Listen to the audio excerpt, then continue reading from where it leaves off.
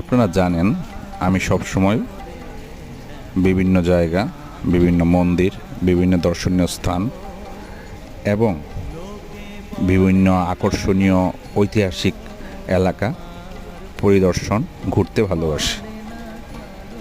তারই সূত্র ধরে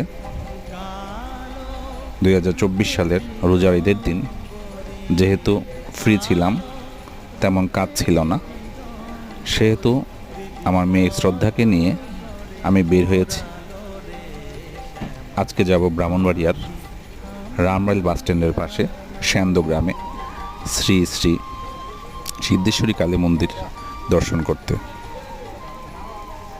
এটি একটি সুন্দর প্রাকৃতিক পরিবেশে গুছানো একটি মন্দির। এমন অজুপাড়া গায়ে এত সুন্দর মন্দির, আমার মন ভরে গেল। আপনারা সবাই অবশ্যই এই মন্দিরে